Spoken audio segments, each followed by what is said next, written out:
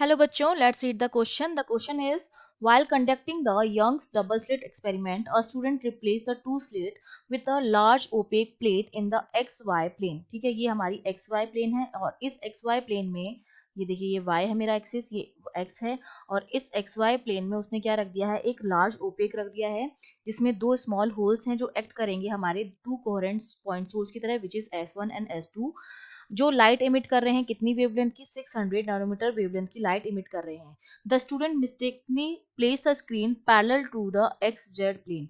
Student जो है वो इसको कहाँ प्लेन करता है, एक्स जेड प्लेन में पुट कर देता है. इसका मतलब जहां पर जेड मेरा जो है वो नॉन जीरो है. At a distance d equals to 3 metre from the midpoint of S1 and S2 as shown symmetrically in the figure. The distance between the source, which is small d, equals to 0.6003 millimeter. The origin O is at the intersection of the screen and the line joining S1 and S2. Which of the following is are true of the intensity pattern on the screen? तो कौन सा option जो होगा हमारा correct होगा intensity pattern के लिए screen पर.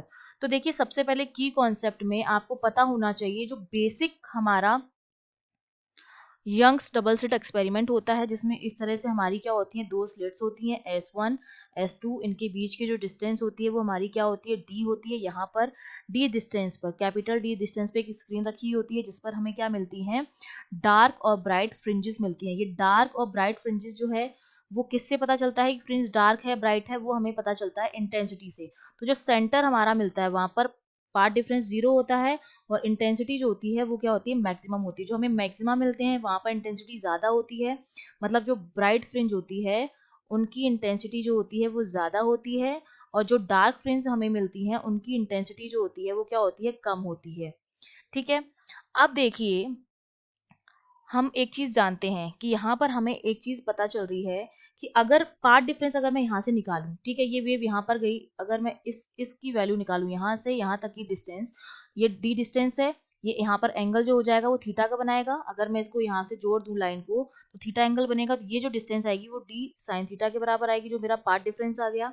मतलब जो पार्ट डिफरेंस आता है मेरा वो आता है डी साइन थीटा के बराबर.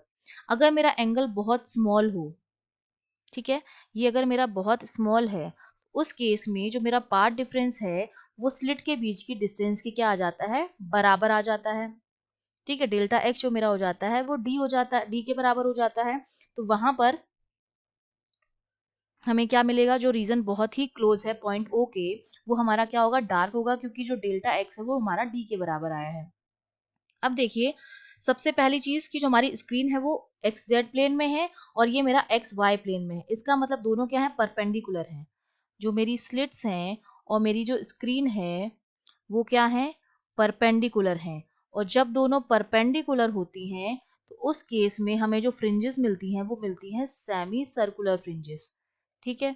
तो हमारी फ्रिंजेस जो बनेंगी स्क्रीन पर वो हमारी किस तरह की बनेगी, सेमी सर्कुलर फ्रिंजेस बनेंगी. अब अगर मैं इनके बीच की पार्ट डिफरेंस की बात करूं तो मैंने आपको बताया delta x D sine theta के बराबर होता है. अगर मैं एंगल को बहुत छोटा ले लूं तो वो मेरा डी के बराबर हो जाता है. अब जैसे सपोज मैंने मान लिया कि दो वेव्स हैं, दोनों जो है फेज में हैं.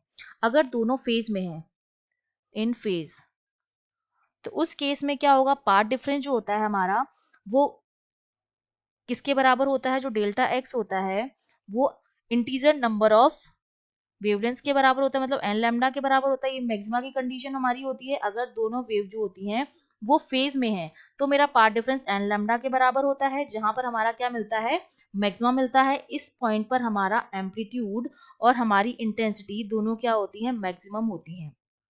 ठीक है.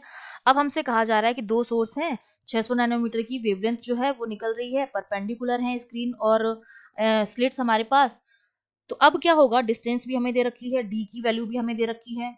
तो डी अपॉन लैम्डा की अगर मैं वैल्यू कैलकुलेट करूं यहाँ से, capital D sorry small D upon lambda की वैल्यू कैलकुलेट करूं तो कितनी आएगी, स्मॉल डी हमें दे रखा है 0.6003 मिलीमीटर, तो 10⁻³ लैम्डा हमको कितना दे रखा है, 600 नैनोमीटर, तो 600 इंटू 10⁻⁹ मीटर. तो इसकी जो वैल्यू आ जाती है डी अपॉन लैम्डा की वो मेरे पास कितनी आएगी, 6003 अपॉन 6, तो ये आ जाएगा 100.5. ठीक है. और अगर ओ पर मैं बात करूं, अगर ओ पर मैं बात करूं एट ओ, जहां पर मेरे सेंट्रल मैक्सिमा बन रहा था, वहां पर मेरा डी जो था वो लैम्डा के बराबर था, तो मेरा सॉरी सेंट्रल मैक्सिमम बन रहा है, तो डी मेरा जो हो जाएगा किसके बराबर हो जाएगा, 1000 प्लस हाफ ऑफ लैम्डा, क्योंकि 1000.5 को मैं क्या लिख सकती हूँ, 1000 प्लस हाफ, और ये यहाँ पर लैम्डा यहाँ चला जाएगा। ठीक है, तो डी की वैल्यू मेरे पास इतनी आ गई है। तो अब देखिए ये जो हमारे पास पार्ट डिफरेंस आया है, ये वैल्यू हो गई एन लैम्डा के बराबर। ये तो हमने तब निकाली है जब दोनों क्या है, सेम फेज में है। लेकिन जब दोनों एंटी फेज में होंगे, जब दोनों वेव जो है वो एंटी फेज में होती हैं, तब मेरा जो पार्ट डिफरेंस होता है वो हमारा किसके बराबर होता है, डेल्टा एक्स जो होता है वो होता है 2n minus one lambda by two. मतलब अगर n की वैल्यू मैं 1 रख दूं तो ये फिर लैम्डा बाय टू आता है, फिर 3 लैम्डा बाय टू आता है, फिर 5 लैम्डा बाय टू आता है, इस तरह से आता है। और दो वेव्स जो होती हैं वो कैंसिल आउट कर देती हैं, और इंटेंसिटी जो आती है एंटी फेज की कंडीशन में, इंटेंसिटी जो आती है वो हमारी क्या आती है, जीरो आती है। इंटेंसिटी जो मेरी होती है वो जीरो आती है, क्योंकि एंटी फेज में है, तो एक का जो पार्ट डिफरेंस होता है दूसरे से क्या हो जाता है, कैंसिल आउट हो जाता है। ठीक है, दोनों वेव्स जो होती हैं कैंसिल हो जाती हैं, और जो हमारे पास सम ऑफ इंटेंसिटी आता है वो जीरो आता है। इसलिए हमें ओ पर क्या मिलेगी, डार्क फ्रिंज मिलेगी। ठीक है, क्योंकि ओ पर हमारा जो डेल्टा एक्स है वो डी के बराबर आ रहा है, और डी के बराबर अगर आ रहा है तो इसका मतलब वहां पर इंटेंसिटी जीरो है, इसका मतलब वहां पर हमें क्या मिलेगा, डार्क मिलेगा फ्रिंज। तो हमारा जो फर्स्ट ऑप्शन है, the region which is very close to the point A will be dark, तो बिल्कुल करेक्ट ऑप्शन हो गया हमारा। ठीक है, hyperbolic bright and dark fringe गलत है, स्ट्रेट भी नहीं मिलेंगी, semicircular bright and dark fringe मिलेंगी हमें। तो ए और डी ऑप्शन हमारा क्या हो जाएगा, करेक्ट हो जाएगा। I hope you understood well, all the best.